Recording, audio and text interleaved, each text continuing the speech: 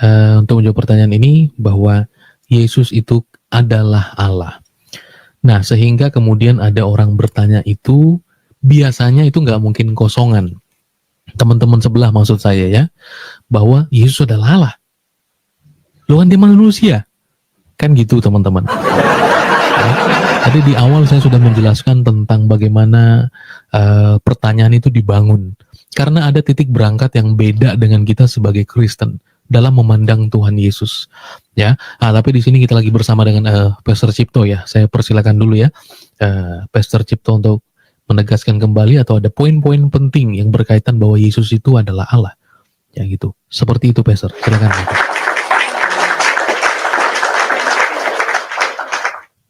Shalom Kak Wajah Sumut. Kak Wajah Sumut biasanya yang di Pendi ya. Tadi kita kadang bertemu di Ruang Pendi.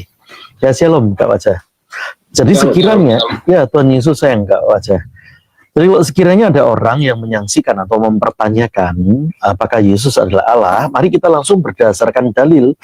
Kalau seibarat antar dua orang berdebat, Yesus Allah, oh bukan, Yesus Allah, oh bukan, misalnya itu. Maka mudah aja kita lihat kepada malaikat. Malaikat kan sudah tahu dia harus menyembah siapa. Ibrani 1 ayat 6 dalilnya tegas, malaikat itu menyembah Tuhan Yesus. Dikatakan di situ tegas, malaikat itu hanya menyembah Allah. Bahkan bukan hanya malaikat, iblis pun sebagai makhluk roh, dia tahu mana yang Allah. Tapi kan dia adalah berusaha melawan Allah. Karena itu di Markus 5 ayat 6 dikatakan iblis pun menyembah Tuhan Yesus. Ingat, iblis itu kan adalah malaikat yang jatuh, yang dia tahu dia seharusnya menyembah kepada siapa. Nah, murid-murid pun juga menyembah Tuhan Yesus. Dalilnya yang ketiga berikutnya di Lukas 24 ayat 52 mengatakan murid-murid menyembah Tuhan Yesus. 11 rasul pun menyembah Tuhan Yesus. Ada di Matius 28 ayat 17. 11 rasul menyembah Tuhan Yesus. Jadi kalau ada orang mengolok, maka simple saja, malaikat aja menyembah Tuhan Yesus kok itu. Sekarang biasa orang yang mengolok suka tinta warna merah, yaitu minta perkataan Tuhan Yesus sendiri. Kita lihat tinta warna merah, perkataan Tuhan Yesus sendiri. Jajarkan seluruh nabi, mau nabi nomor 25, 24, nabi nomor 4, nomor 10, nomor berapapun, tidak ada yang bisa berkata, akulah Sang Maha Kuasa. Tetapi Tuhan Yesus, tinta warna merah itu, artinya perkataan Tuhan Yesus sendiri. Hanya Tuhan Yesus yang berkata, akulah Sang Maha Kuasa. Di mana dalilnya? Di Wahyu 1 ayat 8. Tuhan Yesus mengatakan tegas seperti itu. Dalil selanjutnya, nabi yang nomor berapapun, tidak ada yang bisa berkata, sebelum dunia ada, aku sudah ada. Karena mereka hanya manusia biasa, bukan Allah. Hanya Tuhan Yesus yang berkata tegas, sebelum dunia ada, aku sudah ada. Dalilnya ada di mana? Di Yohanes 17 ayat 5. Tuhan Yesus mengatakan bahwa permuliakan aku dalam kemuliaan yang sudah ada di hadapanmu sebelum dunia ini ada. Lalu jajarkan seluruh nabi, nabi yang nomor berapapun tidak ada yang bisa berkata bahwa aku dari atas, dari surga. Kamu semua dari bawah, dari dunia ini. Siapa yang berani berkata seperti itu? Kalau bukan Allah. Hanya Tuhan Yesus sendiri yang berkata tegas, aku dari atas, kamu semua dari bawah, aku dari surga, kamu dari dunia ini. Yohanes 8 ayat 23 mengatakan itu. Dalilnya di sana. Begitu pula Yohanes 6 ayat 30, Tuhan Yesus mengatakan tegas, aku turun dari surga. Yohanes 3 ayat 13 juga mengatakan, ia turun dari surga.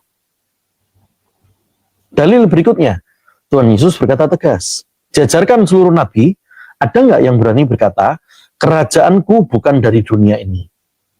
Tidak ada. Hanya satu-satunya tokoh. Karena dialah Allah, Sang Firman hidup yang menjadi manusia. Yohanes 18 ayat 36 mengatakan itu. Tuhan Yesus berkata, kerajaanku bukan dari dunia ini. Itu. Jajarkan seluruh nabi, ada nggak yang berani berkata, dalil berikutnya, yang berani berkata, segala yang Allah punya, segala yang Bapa punya, adalah aku yang punya. Biasanya manusia itu kan ngomongnya terbalik. Manusia kan berkata begini, segala hartaku miliknya Allah. segala kepunyaanku miliknya Allah, karena Allah lebih besar daripada dia. Nah, kan begitu. Tetapi ada nggak yang berani berkata, segala yang dia punya, aku yang punya, segala yang Bapa punya, aku yang punya. Milikmu adalah milikku. Ada nggak yang berani berkata itu? Tidak ada. Hanya Tuhan Yesus yang mengatakan itu, karena dia adalah Allah, Sang Firman hidup yang menjadi manusia. Dalilnya di mana? Yohanes 17 ayat 10. Tuhan Yesus mengatakan, milikmu adalah milikku. Dalil berikutnya, Yohanes 16 ayat 15. Segala yang Bapa punya adalah aku yang punya. Pernyataan Allah sendiri, selain dari malaikat, selain dari iblis tadi menyembah Tuhan Yesus, pernyataan Allah sendiri juga menyebut Yesus adalah Allah. Ibrani 1 ayat 8 mengatakan itu. Dalam Wahyu 22 ayat 13, kita tahu sematan nama Allah itu kan juga disebut sebagai Sang Maha Awal dan Sang Maha Akhir. Al-Awal dan Al-Akhir, Alfa dan Omega. Maka tinta warna merah itu artinya perkataan Tuhan Yesus sendiri, akulah Sang Maha Awal dan Sang Maha Akhir. Akulah Alfa dan Omega. Wahyu 22 ayat 13 mengatakan itu. Setelah tinta warna merah, yaitu perkataan-perkataan Tuhan Yesus, juga biasanya mereka minta bukti, yaitu apa? Apakah dia menciptakan langit dan bumi? Dalilnya di mana?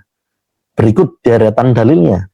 1 Korintus 8 ayat 6 dikatakan segala sesuatu dijadikan oleh Tuhan Yesus sebagai Sang Firman hidup. Ibrani 11 ayat 3 mengatakan dia adalah pencipta alam semesta. Kolose 1 ayat 16 mengatakan juga dia adalah pencipta langit dan bumi. Yohanes 1 ayat 3 mengatakan Tuhan Yesus adalah sebagai Sang Pencipta. Yohanes 1 ayat 10 juga mengatakan dia adalah pencipta dunia.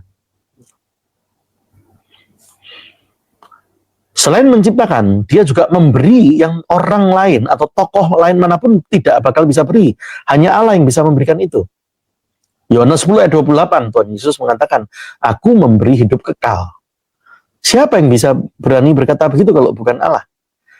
Jajarkan seluruh nabi, nabi nomor 21, 24 kayak. Kalau dari kacamata iman Kristen, nabi bukan hanya ada 20 sekian ya. Karena Raja Daud pun bertemu dengan ratusan rombongan yang berisi ratusan nabi. Tetapi kalau ada orang yang suka mengelak Tuhan Yesus, berpikir nabi ada sekitar 20 sekian. Misalnya, silakan saja. Tetapi tidak boleh mengelak Tuhan Yesus. Maka jajarkan seluruh nabi yang nomor berapapun. Nomor sekian ratus, atau yang nomor 24 kayak, atau yang nomor 7, nomor berapapun, tidak ada yang bisa berkata, aku memberi hidup kekal. Hanya Tuhan Yesus semata yang berkata seperti itu. Kolose 1 ayat 16 tadi sudah saya tegaskan, dia adalah pencipta langit dan bumi. Di Ibrani 7 ayat 22 dikatakan, kalau manusia itu tidak boleh menjamin untuk keselamatan surga.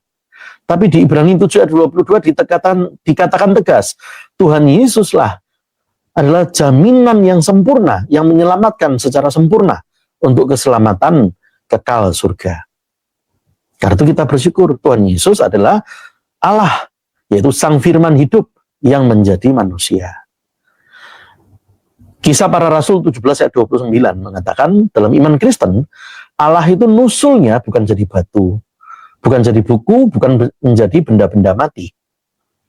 Karena itu dikatakan yang ilahi tidaklah disamakan dengan batu. Kata batu itu ditulis di sana. Saya tidak mengelak iman lain. Ini berbicara iman Kristen. Dikatakan tegas dalam dalil itu bahwa Sang Ilahi tidaklah nusulnya jadi batu ataupun buku atau benda-benda mati yang manapun. Karena itulah Yesaya 48 ayat 12 mengatakan dialah yang terdahulu dan yang terkemudian. Sejak dari buku pertama Alkitab kita kan 66 buku. Buku pertama kan Kejadian. Sejak dari lembar pertama, halaman pertama, kata pertama, kalimat pertama dikatakan pada mulanya dalam Allah menciptakan langit dan bumi. Kata dan di sana kalau kita mempelajari bahasa Ibrani-nya itu adalah et itu dua huruf yaitu alfa dan omega, alef dan taf. Karena itu membaca Kejadian 1 ayat 1 ada arti kedalaman yaitu pada mulanya adalah Sang Maha Awal dan Sang Maha Akhir. Itulah Allah. Karena itu Tuhan Yesus berkata tegas, akulah Sang Maha Awal dan Sang Maha Akhir. Itu tinta warna merah. Jajarkan tokoh yang manapun, nabi yang manapun, tidak ada yang bisa berkata, akulah Sang Maha Awal dan Sang Maha Akhir. Demikian, Kak Wajah Sumut. Terpujilah Tuhan Yesus.